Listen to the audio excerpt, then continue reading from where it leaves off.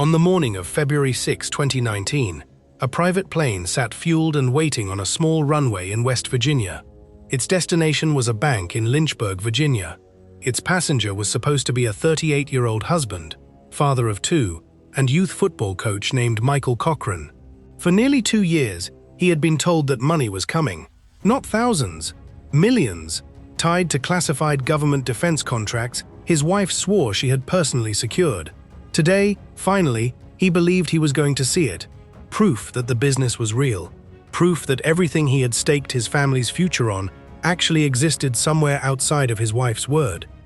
That flight never took off. His wife cancelled it that same morning, with no real explanation. By that afternoon, Michael Cochran was lying on his own kitchen floor, unconscious, unresponsive, and slipping toward a coma that no one around him seemed to be in any hurry to stop. Within 5 days, he was dead. It would take federal agents, a financial fraud investigation worth $2.5 million, an exhumed body pulled out of the ground 7 months after burial, and a forensic pathologist willing to stand in front of a jury and use the word homicide before anyone could finally answer the question that haunted this family for 6 full years. What actually happened to Michael Cochran on that kitchen floor? And how long had the woman he had spent 19 years building a life with been planning it? Before we go any further, if stories like this are the reason you're still up at this hour, do us a favor and hit subscribe on True Crime Breaking right now, because you are not going to want to miss where this one ends up. To understand how a man ends up dying on his own kitchen floor while the people around him are told to let him sleep it off, you have to go back decades, long before any of this began, to a childhood that gave no indication whatsoever of where it was headed. Michael Brandon Cochran was born in December of 1980 in Beckley, West Virginia, and he was raised in Raleigh County, deep in the heart of Appalachia. It is the kind of region where everyone seems to know everyone else, where reputation moves faster than fact, and where the line between neighbor and family is thin to begin with. Michael was raised largely as an only child. When he was around 8 years old, his stepfather came into his life, and the two of them formed a bond that would hold for the rest of Michael's life, the kind of relationship that isn't always guaranteed between a boy and the man who marries his mother, but worked out here. From the time he was old enough to hold a bat, Michael was defined by physical activity. He played baseball, he played basketball, he played football. Around 10 or 11 years old, he got his first set of weights, and by the time he reached high school, he had placed first in a regional powerlifting competition. This might sound, right now, like a small and unremarkable detail about a kid who liked sports. It is not small. Hold on to it, because years later, in a courtroom, this exact detail about weightlifting and supplements becomes the foundation of an entire murder defense. Around the age of 17, Michael met a girl named Natalie Jessup. The story most often told is that they crossed paths at a sporting goods store, where she worked a part-time job. Both of them eventually enrolled at West Virginia University, Michael studying information technology, Natalie studying pharmacy. In November of 1999, during their very first semester away at school, they got engaged. They married the following spring, in May of 2000. After the wedding, Michael and Natalie settled into a home in Daniels, West Virginia, and began building the kind of life that looks, from the outside, completely ordinary and completely good. Michael worked in information technology, handling cable and telecommunications infrastructure. Natalie became a licensed pharmacist, a profession that, in a close-knit community like theirs, came with instant credibility. People trusted a pharmacist. People believed a pharmacist knew things they didn't. The couple had 2 children together, a daughter named Nicole and a son named Ashton. But if you talk to the people who actually knew Michael Cochran, his job was never the center of who he was. What defined him, more than anything else, was fatherhood and youth sports. Michael coached football, he coached baseball, and by every account from people who watched him do it, he was exactly the kind of man other parents wanted, standing on the sideline, present, invested, not just showing up for his own kids, but showing up for other people's kids too.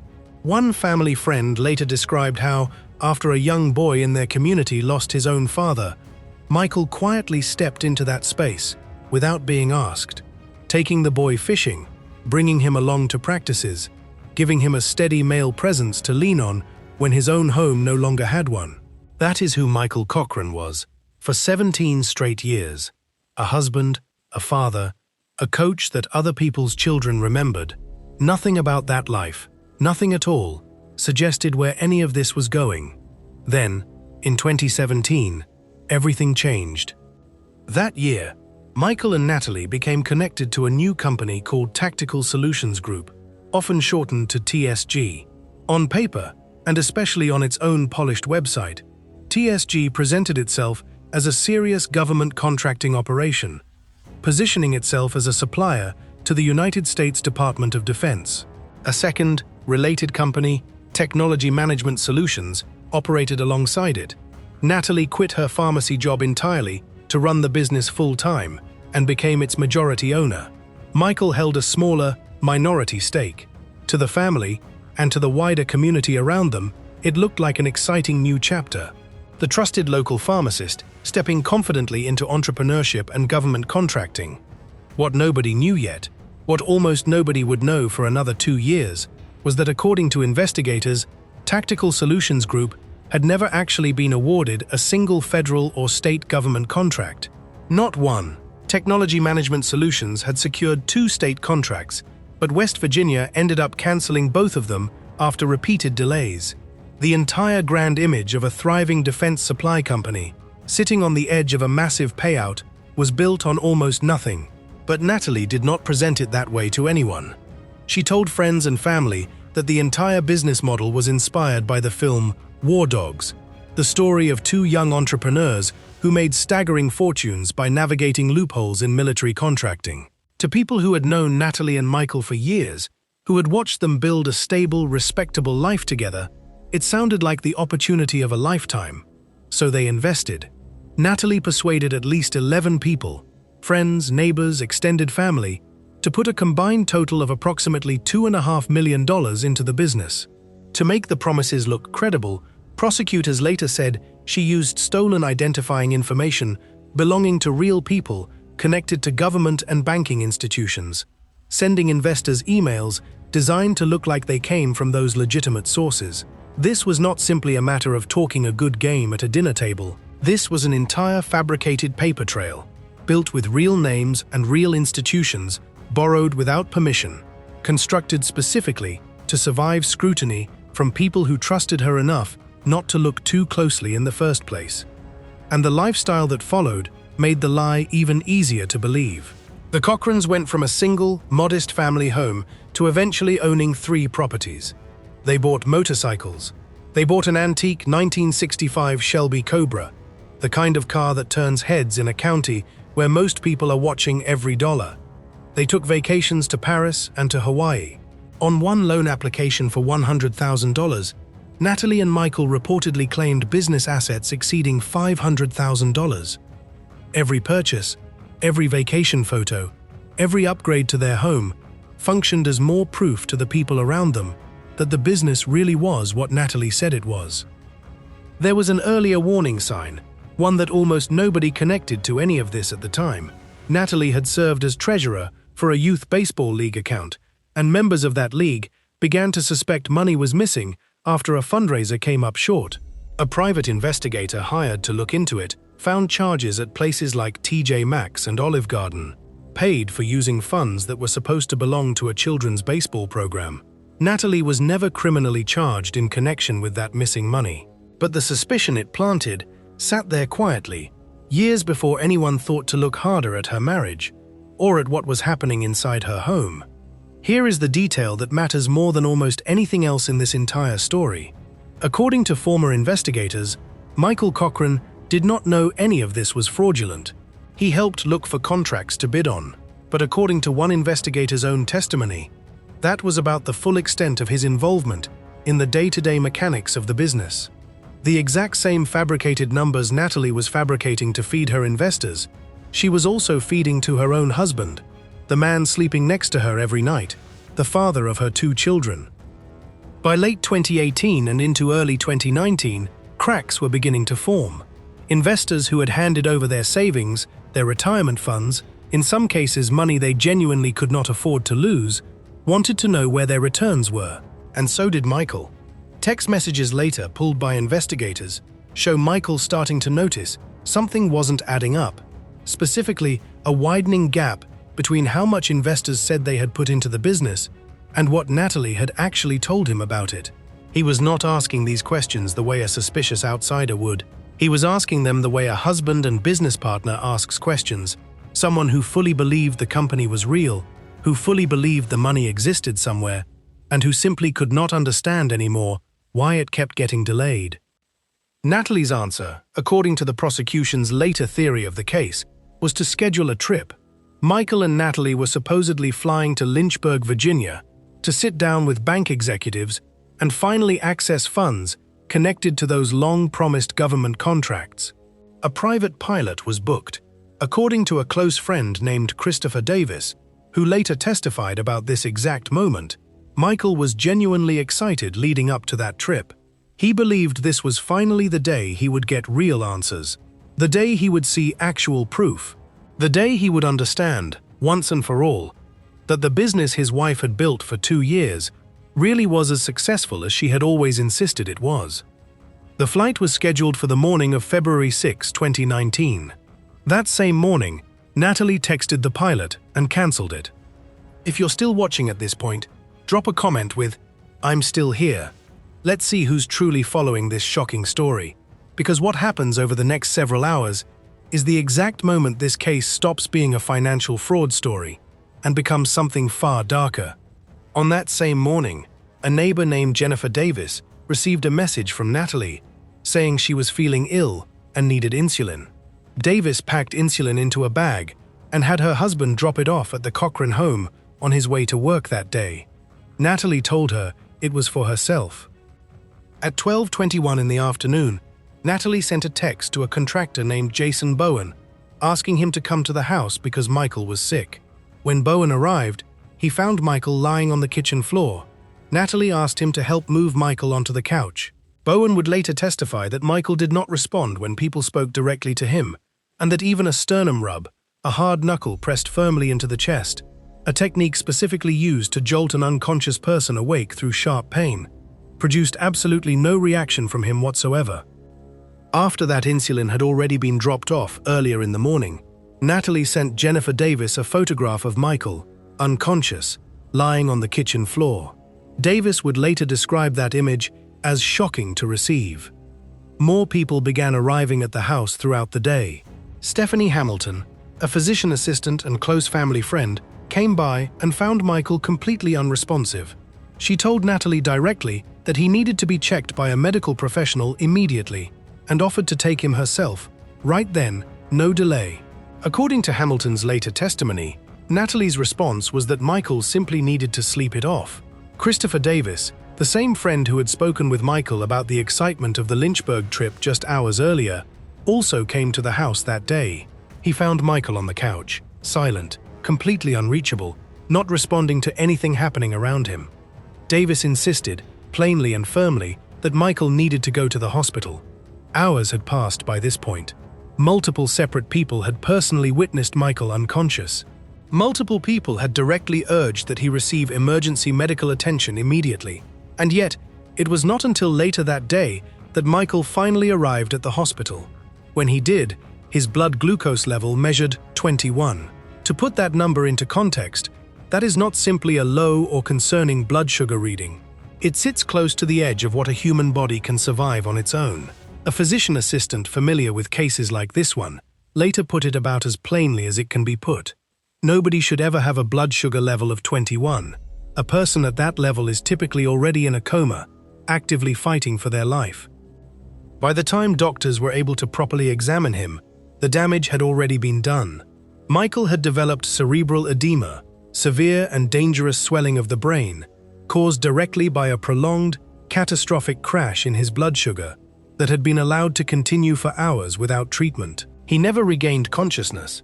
Michael was transferred into hospice care. There would be no recovery. The swelling in his brain was too severe, and the window in which any intervention might have saved him had already closed long before anyone got him real medical help. On February 11, 2019, Michael Brandon Cochran died. He was 38 years old. At the time, to almost everyone standing outside the quiet, ongoing fraud investigation, Michael's death looked like nothing more than a sudden and devastating medical tragedy. A relatively healthy man, a husband, a father, a coach, had inexplicably suffered a catastrophic blood sugar crash and died. There was grief. There was an obituary that remembered a man who loved life and loved coaching youth sports more than almost anything else. In lieu of flowers, the family asked that donations be made to the local middle school baseball program, one final tribute to the role youth sports had played across Michael's entire life. Nobody at that point was calling this murder. In the months following Michael's death, the financial side of the investigation, the one that had quietly been building around Natalie's business long before any of this happened, kept developing in the background. Investors who had never received a single promised return kept pushing for answers. Eventually, their complaints reached federal authorities. In June of 2019, police executed a search warrant on the Cochran home, connected specifically to the ongoing financial fraud investigation. While searching the property, they found insulin. At the time, that discovery did not immediately reopen any questions about how Michael had died, but it was logged, it was documented, and it would not stay buried for long. In September of 2019, Natalie was formally indicted on federal charges connected to wire fraud, bankruptcy fraud, and money laundering. The investigation revealed just how large the scheme truly was, running from approximately June of 2017 through at least August of 2019, persuading at least 11 separate people to invest roughly $2.5 million combined into contracts that, according to federal prosecutors, were either grossly exaggerated or simply did not exist at all. A retired West Virginia state trooper named Timothy Bledsoe later testified to something especially disturbing. Natalie had continued actively recruiting new investors into the fake military contracting business even after her own husband had died. The scheme did not pause out of grief, and it did not pause out of guilt. It simply kept going. In 2020, Natalie pleaded guilty to wire fraud and money laundering.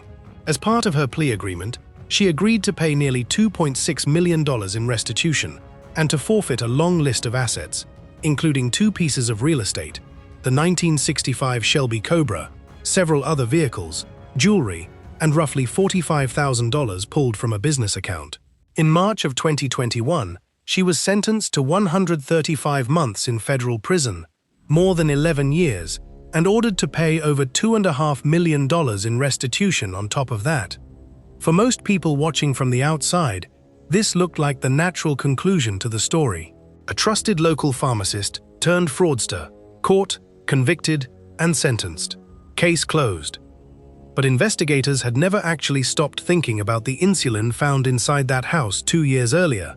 And in November of 2021, while Natalie was already sitting in federal prison serving her sentence for fraud, she was indicted again on an entirely new and far more serious charge: first-degree murder for the death of her own husband, Michael Cochran. The murder case crawled through the legal system slowly, delayed by exhumation procedures, additional rounds of forensic testing, and a long series of pre-trial motions. Michael's body had to be exhumed 7 months after his original burial, so that a completely new autopsy could be performed. The medical examiner who conducted that exhumation autopsy later testified that he could not determine a clear cause of death because decomposition across those 7 months had made it essentially impossible to identify any potential injection sites or to directly confirm insulin use from the remaining tissue itself. That inconclusive result would go on to become one of the single strongest tools in the defense's arsenal once the case finally reached trial in January of 2025 inside the Raleigh County Circuit Court. Prosecutors built their entire case around one central argument: Natalie killed Michael because he was getting too close to discovering the Ponzi scheme underneath their entire life together, and the cancelled Lynchburg flight was the exact breaking point. If Michael had actually walked into that bank and found no money waiting for him, the fraud, and Natalie's freedom along with it, would have collapsed instantly and completely. The medical testimony at trial became the true battlefield of this case. An endocrinologist testified that the brain swelling had already begun by the time Michael reached the hospital, and that in her professional opinion, insulin was the only explanation that actually made medical sense, given everything doctors observed. A forensic pathologist went even further, testifying that Michael's blood glucose level of 21 was, in his own words, profound, and ultimately concluding that Michael had been administered insulin and that his death should be classified as a homicide. He acknowledged openly that there was no direct physical evidence of insulin found inside Michael's body, since the exhumation autopsy had taken place years after his death, but he maintained, firmly, that there was simply no other reasonable medical explanation for such a severe and sustained hypoglycemic crash occurring in an otherwise healthy, non-diabetic man in his late 30s. An FBI forensic examiner testified about an insulin vial recovered from inside the Cochran home, stating that its rubber top appeared to have been punctured. Another FBI chemist confirmed that 2 of 3 liquid bottles recovered from the house matched exactly what their labels claimed, insulin and a steroid, while a third bottle did not match what it claimed to contain at all. Investigators also laid out, in detail, how Natalie had given multiple conflicting accounts of what happened that day. In one version, she said she and Michael were sitting together when he walked into the kitchen, fell, and hit his head on the counter. In another version, given the very next day, she said Michael had instead been asleep on the couch, later walked into the kitchen on his own, and collapsed there. She also claimed, separately, that Michael had been injecting himself with insulin into his own back. Prosecutors pointed directly to these shifting, inconsistent stories as evidence of a guilty conscience trying to stay one step ahead of the truth. The defense, for their part, never denied the underlying financial crimes. Their argument, instead, was that Natalie may have been dishonest in her business dealings, but that being dishonest about money did not automatically make her a murderer. They leaned heavily into Michael's long relationship with fitness and supplements. Natalie's own daughter, Nicole, testified that her father was obsessed with his physique and took enormous quantities of supplements daily, describing pills laid out across the kitchen counter in a circle roughly the size of a dinner plate. Both of the Cochran children testified about alleged steroid use, including claims of oral steroids obtained from Mexico and anabolic steroid injections. The defense's argument, laid out plainly for the jury, was that maybe Michael's death came from years of supplement use or from an underlying health issue that had absolutely nothing to do with Natalie at all. The jury did not find that argument convincing. On January 29, 2025, the jury found Natalie Cochran guilty of first-degree murder. They had deliberated for less than 2 hours, a remarkably short window of time that both the prosecution and Michael's own family interpreted as a clear sign of just how compelling the state's case had actually been. The next phase determined whether Natalie would have any possibility of parole at all. In West Virginia, a first-degree murder conviction allows a jury to grant mercy, which opens the door to eventual parole eligibility somewhere down the line, or to deny mercy entirely, which results in life in prison without any possibility of release, ever. This mercy phase split what remained of the Cochran family right down the middle. Natalie's mother pleaded directly with the jury, telling them that Natalie's children still needed their mother and that she and her husband might not even live long enough to see Natalie walk free again if mercy was denied. Natalie's daughter Nicole called her mother her best friend and said she wanted her present for future milestones, birthdays, holidays, and the births of her own children one day. Natalie's son also asked the jury directly for mercy, reminding them that whatever they decided would shape the rest of both children's lives, not just their mothers. The jury began deliberating the mercy decision at 3:53 in the afternoon. They returned with their answer at 5:18. No mercy. Natalie Cochran was sentenced to life in prison without the possibility of parole. Her attorneys later filed motions seeking acquittal or a new trial altogether, arguing the case should have been moved to a different venue from the start and that certain pieces of evidence never should have been allowed into the courtroom at all. The judge overseeing the case denied every one of those motions, finding that the jury had acted fairly and appropriately throughout the entire process. Michael Cochran spent 19 years of his life trusting the person closest to him in the entire world, right up until the day that trust finally cost him everything he had. He never got on that plane to Lynchburg. He never got the proof he spent his final months desperately searching for. What he got instead was a wife who had already decided, quietly, long before that morning ever came, exactly how far she was willing to go to keep her lie alive for just a little bit longer. If this case got under your skin the way it got under ours while we were putting it together, do us a favor before you go.